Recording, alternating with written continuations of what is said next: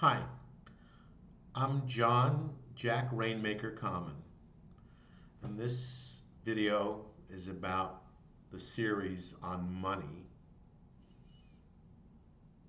Now, in my previous two videos, I talked about value of money. Paper money in itself has no value. Money's only value lies in what you can use it to buy or acquire or do or whatever, right? And I also discussed the fact that when we die, okay, we can't take it with us. Think about it. So you have that nice car in the driveway. You've got the dining room table that you spent all that money on, right? Okay, the beautiful leather couch, maybe the exotic oriental rugs. Maybe you have that stuff and maybe you don't. But when you die, you can't take any of that shit with you.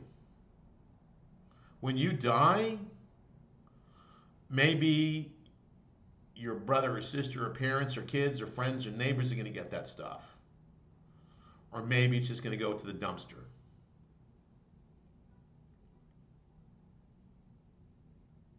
So see that watch you're wearing?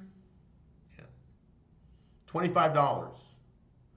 Does everything that a brand name watch that looks very similar for $175. Now I guess the question comes into place, yes, but there are Rolex watches, and I probably own more Rolex watches than anybody in my block, in my neighborhood. Okay, but I didn't buy the Rolex watch until I owned a bunch of buildings in downtown Seattle. I had 3 or 4 houses that I owned. Okay, and I was probably making about, I don't know, almost $1 million a month. But so let's talk about this for just a minute. So let's say a Rolex cost, I don't know, $30,000. Okay, and you make $1 million a year. Okay, $30,000 is what, 3% of $1 million? Okay, so if you're making $100,000 a year, I guess it's okay to spend 3% on a watch, on a $3,000 watch, I guess, right? But you know what? There are people who are making $100,000 a year or even less, and they're spending way more money on not even Rolex watches. Okay, they're buying the Gucci watch.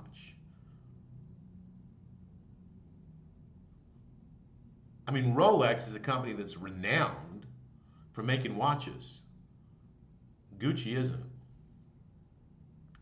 I'm not saying anything bad about Gucci, but I'm just trying to make a point here. Okay? You can choose how to spend your money. If wearing a Gucci watch makes you happy, fantastic. But then when it comes to paying the electric bill or when you're bitching because you're short on cash, I don't want to hear it. Please understand what I've said before. Luxury brands are created by rich people for poor people to get their money and show other poor people, hey, look at me. Okay, great. That's fantastic. Doesn't mean anything.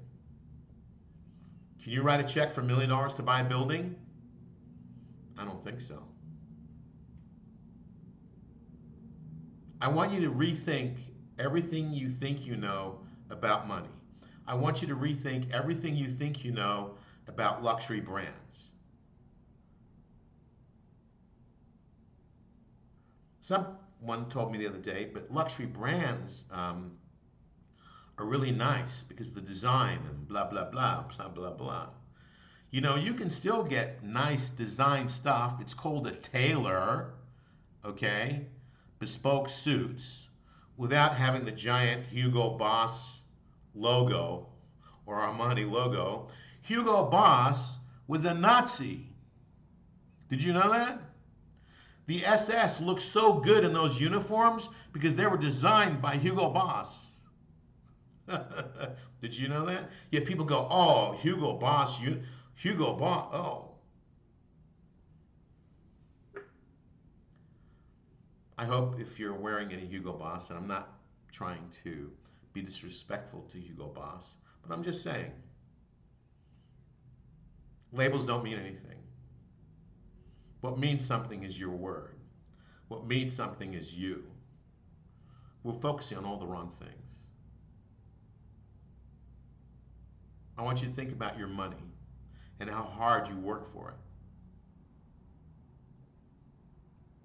And I want you to lose all the shit that the world puts in your head about, oh, this is luxury. Oh, you're cool if you have this. No, you're not cool. You're just somebody who's stupid with their money. I'm not making any friends, I know. John, Jack, Rainmaker, common, because I make it rain. Listen and take heed.